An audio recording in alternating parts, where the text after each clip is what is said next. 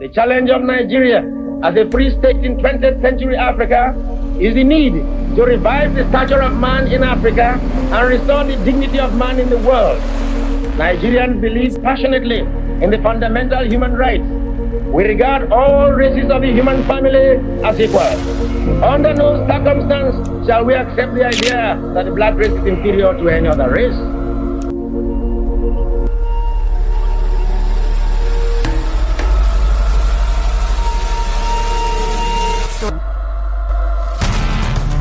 In 1968, less than a decade after independence, Nigeria revealed to the world one of the most chilling strategies of modern conflict: hunger as a weapon of war.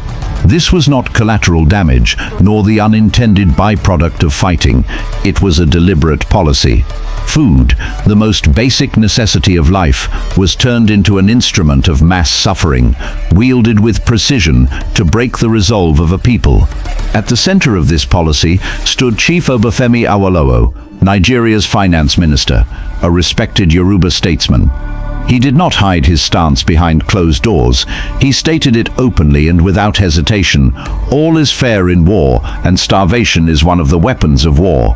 I don't see why we should feed our enemies fat only to fight us harder. Those words were broadcast to the world, even as television screens in Lagos, London, and New York flickered with images of children whose bones pushed against paper-thin skin.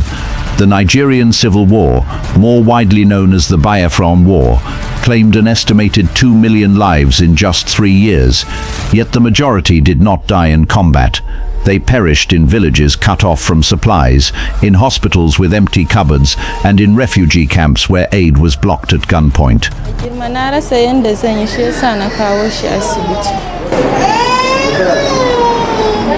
Their deaths were not accidental.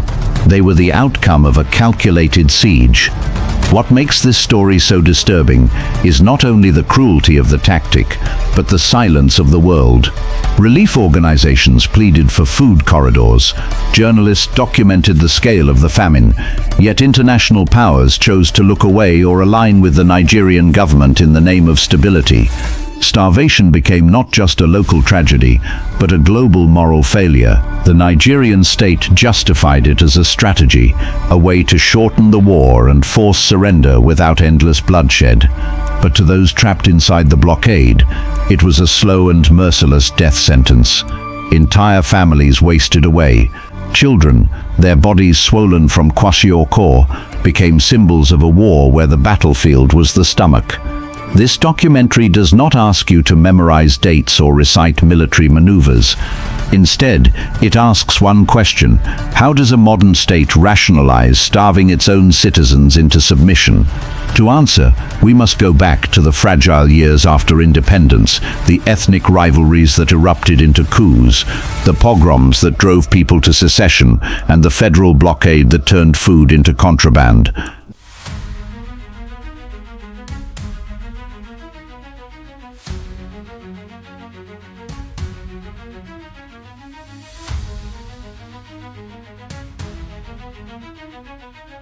One thing I've noticed, Premier, while I've been here, is that Northerners seem to have, I might almost call it, obsession about the Igbos. Could you perhaps explain that to me? Well, the Igbos are more or less the type of people whose desire is mainly to dominate everybody. If they go to a village, to a town, they want to monopolize everything in that area. If you put them in a labor camp as a laborer, within a year they will try to emerge as headman of that camp. The Nigerian Civil War was more than a fight for territory. It was a lesson in how power can twist even the most basic human need into a weapon. And it forces us to confront a haunting truth. When hunger becomes strategy, humanity itself is on trial. The Nigerian Civil War did not erupt out of thin air. Its roots lay in the violent storms that shook the country in the 1960s, when the fragile promise of independence crumbled into distrust, ethnic tension, and ultimately open bloodshed. Nigeria gained independence from Britain in 1960. On paper, it seemed destined for greatness. It was Africa's most populous nation, blessed with fertile lands, oil wealth, and a vibrant mix of over 250 ethnic groups. At the heart of its federation stood three dominant regions, the Hausa Fulani in the north, the Yoruba in the west, and the Igbo in the east. The colonial powers had stitched these regions into one political unit, but beneath the flag of unity lay deep divisions, fueled by old rivalries and uneven development. In the early years of independence, corruption, election rigging, and regional rivalries grew worse. Politicians exploited ethnic loyalties for power, and the federal system creaked under the weight of suspicion. Nigeria was meant to be a nation, but in reality it often felt like three uneasy partners locked in a fragile marriage. By January 1966, the system collapsed. A group of young Igbo military officers staged Nigeria's first coup d'etat. They assassinated key leaders, Prime Minister Abubakar Tafawa Balewa, Northern Premier Ahmadu Bello, and Western Premier Samuel Akintola. The coup plotters declared that their mission was to end corruption and save the republic, but its ethnic character was undeniable. Almost all the victims were northern and western leaders. Igbo politicians and generals were spared. To many in the north, the coup looked less like a national rescue and more like an Igbo conspiracy to dominate Nigeria. Suspicion hardened into anger. Though the coup failed to take full control, it created deep scars of mistrust. 6 months later, in July 1966, northern officers struck back. The counter-coup was bloody and merciless. Nigeria's new military head of state, General Johnson Aguiyi Ironsi, an Igbo, was captured and murdered. Igbo soldiers across the army were hunted down. The killings spread beyond the barracks and into civilian life. In the northern cities of Kano, Kaduna, and Zaria, ordinary Igbo families became targets. Pogroms erupted. Men, women, and children were dragged from their homes, businesses looted, bodies left in the streets. Quite a lot of these were killed during the July pogrom. And I myself, I'm not an Igbo man, but I was to be killed also, and I just managed to escape. And a few of the officers escaped, but very many were killed. Those that were killed came from what was then Eastern Nigeria. For instance, Major Rock is not an Igbo man, but he was killed. He was killed in Kaduna. Major Kanam was killed in Lagos, and he is not an Igbo man. And several others like that. Estimates vary, but tens of thousands of Igbos were killed in these massacres. Survivors fled in terror, crowding onto trains and lorries heading east. Many carried nothing but the clothes on their backs. Others brought stories of neighbors turning into killers overnight. For the Igbo people, the message was clear. They were no longer safe in a united Nigeria. The social contract had been broken, and trust between the East and the rest of the country seemed beyond repair. In Enugu, the capital of the eastern region, military governor Lieutenant Colonel Chukwuemeka Odumegwu Ojukwu became the voice of his people. We haven't got the sophisticated war aim of Nigeria to conquer, to overrun, to do something or the other. For us, merely to prevent. His priority was survival. With thousands of refugees pouring in, his position hardened. If Nigeria could not protect the Igbo, then the Igbo would have to protect themselves, even if it meant breaking away. The coups of 1966 were more than a struggle for power. They shattered the dream of Nigerian unity. Independence, once celebrated as the dawn of freedom, had turned into a nightmare of ethnic killings and revenge. What was left was suspicion, bitterness, and fear. By the end of that year, one question overshadowed all others. Could Nigeria remain one country, or was it destined to split apart? The answer would soon come, in a declaration that lit the fuse of a brutal war. By 1967, Nigeria was no longer a young federation struggling to find its footing. It was a nation at breaking point. The coups and counter-coups of 1966 had torn apart whatever fragile unity existed. The pogroms in the north, where tens of thousands of Igbo civilians were slaughtered, left wounds too deep to heal. For many in the eastern region, the very idea of belonging to Nigeria no longer seemed possible. Trains and lorries carried traumatized families back east, fathers beaten to death, mothers widowed, children orphaned. Once bustling towns became camps of grief, where refugees whispered stories of massacres and betrayal. An attempt at peace was made. In January 1967, Nigerian leaders met in Aburi, Ghana. Ojukwu argued for a loose confederation, a Nigeria where regions governed themselves while still linked under a central framework. On paper, the agreement seemed clear, but once the delegates returned, the federal government reinterpreted the terms.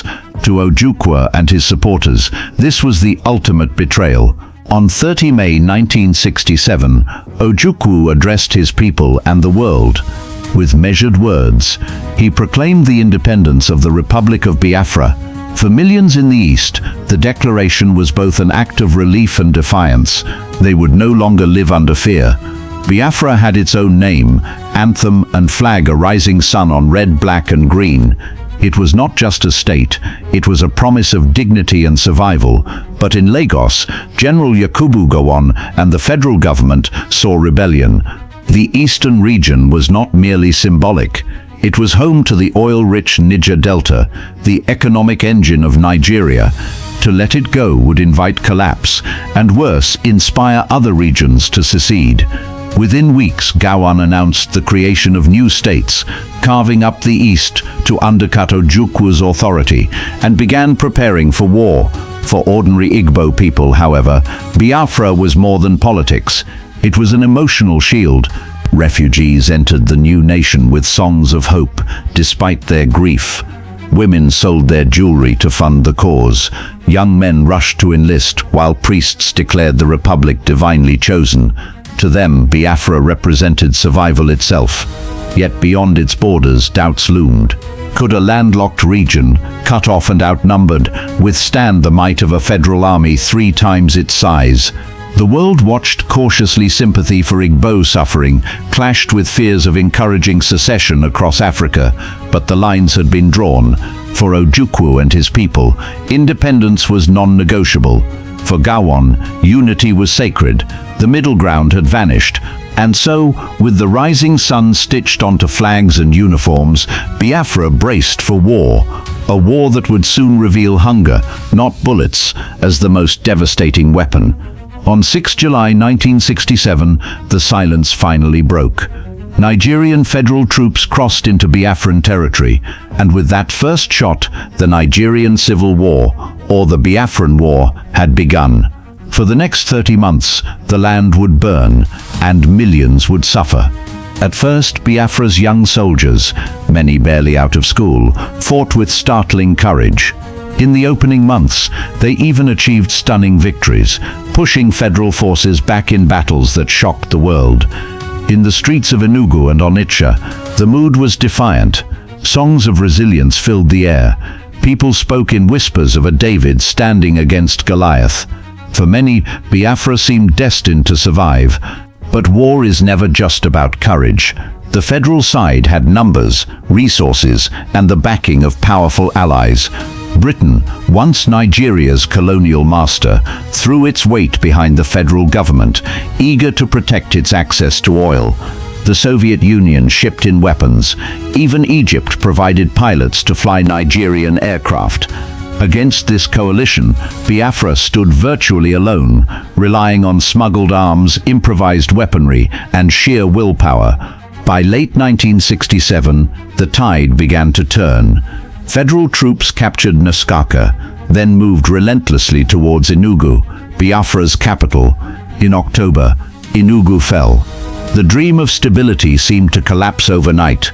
Ojukwu and his government fled to Umuahia, transforming the small town into the nerve center of the embattled republic. From that moment, Biafra became a moving target, its government shifting each time federal shells drew too close. For civilians, the reality was brutal. Air raids became routine. Markets, schools, and churches were bombed. Families dug bunkers in their backyards, hiding as aircraft roared overhead. Children learned to distinguish the whistle of incoming bombs from the hum of distant planes. Fear became a constant companion. Still, the spirit of resistance refused to die. Engineers turned workshops into arms factories, producing the famous Ogbunigwe, an improvised explosive device that terrified federal troops. Farmers cultivated small patches of land in secret, while women organized networks to feed soldiers and displaced families. Every citizen, it seemed, became part of the war effort. But behind the courage lay exhaustion. By early 1968, federal forces had cut off Biafra from the sea, sealing its borders and choking supply lines. What began as a military strategy soon morphed into something darker: starvation as a weapon. Crops were destroyed, markets blockaded, food imports banned. Federal leaders argued it was a tactic to end the war quickly. For Biafrans, it was a death sentence. The world began to take notice. Grainy images of skeletal children with distended bellies and hollow eyes started to appear in newspapers and television broadcasts abroad. Aid groups scrambled to mount relief flights into Biafra, risking their lives to drop food and medicine under the cover of night. But the blockade was merciless. For every plane that landed, thousands still went hungry. Inside Biafra, people clung desperately to hope. Priests urged the faithful to endure, promising that suffering would not last forever. Ojukwu gave fiery speeches, declaring that surrender was not an option.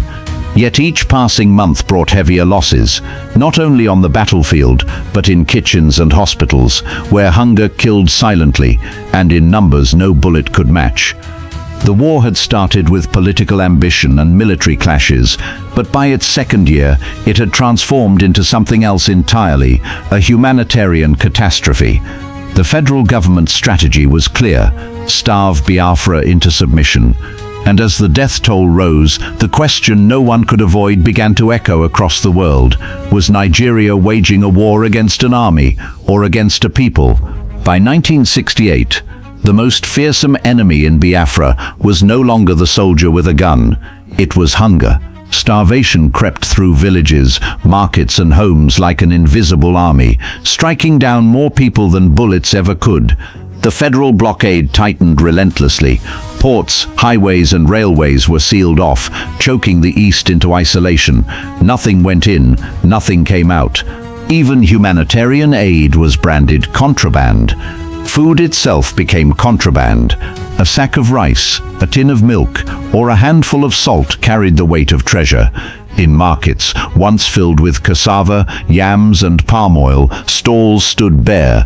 Prices soared so high that even the once comfortable could no longer afford to eat. Inside Biafran homes, families faced impossible choices. Some boiled cassava peels, weeds or lizards to quiet the cries of their children. Others sold their last possessions: bicycles, wedding rings, even family heirlooms, for a few mouthfuls of beans. And still, it was never enough. If I eat today, I may be unable to eat tomorrow. We live in challenging conditions and my husband cannot find work. Hospitals overflowed with children whose bodies told the truth no words could capture. Swollen bellies, stick-thin limbs, colorless hair, vacant eyes. Flies crawled across their faces, and they were too weak to lift a hand. Doctors, powerless without food, wept openly. What made this horror even more chilling was its deliberate design. Federal leaders admitted it openly. Chief Obafemi Awolowo, the finance minister, famously declared, "All is fair in war, and starvation is one of the weapons of war." I don't see why we should feed our enemies fat only to fight us harder. You're known as the Black Scorpion. You object to this? It's just an ordinary name. My name is Benjamin Adekunle. That's what I know. Brigadier Benjamin Adekunle, the feared Black Scorpion, went further. "I want to prevent even one Igbo from having one piece of food to eat. Starvation will end this war." This was not carelessness, it was strategy. That's seizing of their things. Seizing of their properties. They seize property? Properties, and they're forcing some girls and ladies. They are forcing them. Forcing themselves on girls and ladies? Forcing them. Taking some wives from people right so. Since 3 days now, I haven't taken anything. You are hungry? You are hungry? Very, very. Even my children. Hunger was the weapon, and its victims were not soldiers but civilians. the powerless millions who had no role in politics or the declaration of war. By mid-1968, journalists who slipped into Biafra began smuggling out images that stunned the world. Photographs of skeletal toddlers with hollow eyes filled front pages in London, Paris, and New York. Aid organizations like the Red Cross and Caritas scrambled to send relief flights under the cover of night, landing on rough airstrips with sacks of milk powder and medicine. Pilots risked being shot down, but for every plane that landed, thousands still went hungry. The numbers speak with devastating clarity. Nearly 2 million people, mostly children, are believed to have died of starvation by the war's end. It was one of the deadliest famines of the 20th century. Not an accident of nature, but famine as policy. For Biafrans, hunger was not the absence of food, it was the presence of cruelty. It was war waged in kitchens and hospitals, fought not with bombs but with empty plates. And its scars endure, shaping how Nigeria and the world remembers that brutal conflict. Hunger gnawed at their stomachs, yet their spirit clung to life with a stubbornness that defied the war's cruelty. Mothers, fathers, and children, ordinary civilians, found extraordinary ways to endure what seemed impossible. Communities devised survival strategies that often blurred the line between desperation and ingenuity. Cassava leaves, once considered animal feed, became a staple meal. Wild yams and bitter roots were dug from the earth, washed, boiled, and eaten. Despite their poor taste and limited nutrition, children chewed on mango kernels to keep the pangs of hunger at bay. Even lizards, rats, and insects were not spared. Anything that could provide a morsel of protein became food. To outsiders, it might have looked like misery. To the people living it, it was determination to outlast the blockade. Women in particular carried the burden of survival on their shoulders. With little left to cook, they became experts in stretching the smallest scraps into meals. Palm kernels were cracked open and processed into oil, both for cooking and as a trading commodity. Some women walked miles through dangerous terrain to barter salt, palm oil, or firewood for a handful of gari. Every act of trade was a risk exposing them to soldiers, bombings, or arrest. Yet without these efforts, countless families would have starved even sooner. Children, the most vulnerable, often bore the worst scars. Malnutrition transformed their bodies, bellies swollen, hair turning a reddish tint, limbs reduced to sticks, and yet their playfulness never fully disappeared. Even in the camps, children improvised toys from sticks, cans, and old bicycle wheels. They laughed and played when strength allowed, a haunting reminder that innocence can flicker even in the darkest times. Faith also became a form of nourishment. Churches overflowed, not with food but with people seeking hope. Hymns were sung with cracked voices, prayers offered with hollow eyes. For many, belief in God's mercy was the only thing left to hold on to. Stories of miracles circulated. A family finding unexpected yams buried in their garden, a sick child surviving against medical odds, or a relief plane arriving just as supplies ran out. Whether true or exaggerated, these stories gave people the will to see another day. Perhaps the most striking part of survival was the sense of community. Hunger often drives people apart, but in Biafra, it also forged bonds. Families shared whatever they had, no matter how little. In villages, neighbors took turns cooking communal pots of soup, where everyone contributed something: cassava from one house, palm oil from another, firewood from the next. No one left with a full stomach, but no one was completely abandoned either. But survival came with deep scars. Thousands who managed to endure carried lifelong physical and emotional wounds. Stunted growth, weakened immunity, and chronic illnesses became the legacy of the blockade. Survivors also carried psychological trauma memories of empty plates, the cries of hungry children, and the faces of loved ones who did not survive. For many, food would never again be taken for granted. The story of survival in Biafra is not just about endurance, it is about resilience born in the most extreme conditions. It showed how hunger could strip life down to its barest elements, forcing people to adapt in ways they never imagined. Yet it also revealed the unbreakable human instinct to cling to life, even when the world seemed determined to snuff it out. The Biafran War ended in January 1970, but hunger did not leave with the ceasefire. Its scars were etched into bodies, families, and the nation's memory. Starvation was not simply a wartime condition. It became one of the most defining legacies of the conflict. For the children who survived, many carried lifelong consequences. Malnutrition during their early years left them stunted in growth, weakened in health, and vulnerable to diseases for decades to come. Medical studies carried out years later confirmed what survivors already knew. The hunger they endured as children reshaped their lives permanently.